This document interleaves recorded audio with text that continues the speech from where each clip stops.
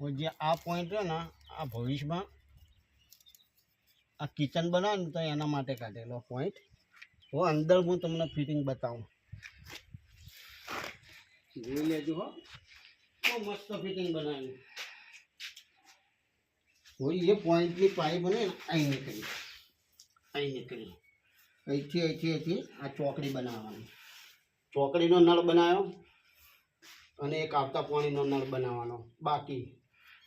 બસ ધીરે ધીરે આ ઘીસી મારી આ લાઈન ધીરે એ નજીકથી પાછો એ દિવાલે હોલ પાડ્યો. આ દિવાલમાં હોલ પાડી અને સીધી સંડાસની અંદર લાવે. આ સંડાસની અંદર હવે એક વાત સમજવાની છે.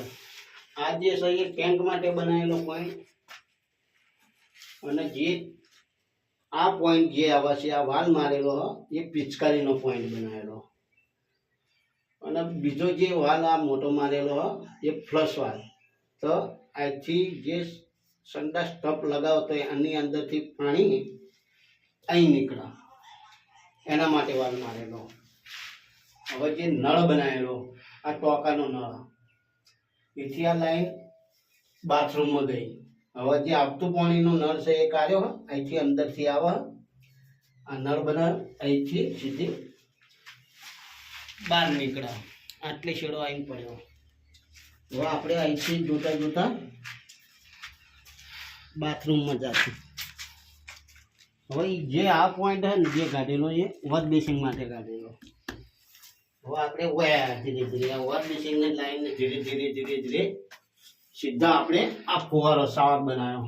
સવાર મારેલો શાવરનો અહીંથી પછી એટલે આ ગીઝર માટે બનાવ્યો. ઇલેક્ટ્રિક ગીઝર, ગેસ ગીઝરે આવે, ઇલેક્ટ્રિક ગીઝરે આવે અને ગરમ પાણી થઈને સીધું એ આ નળ બનાવેલો ગરમનો. અને આ ગીઝરની અંદર ઠંડુ પાણી જાય એથી પછી આ નળ બનાવેલો. આ નળ બનાવીને પછી આ ગીઝરનો થઈ ગયો, ટોકાનો થઈ ગયો અને આવતા પાણીનો આ નળ થઈ ગયો. 3 નળ બની ગયા. આવું મસ્ત ફિટિંગ બનાવ્યું.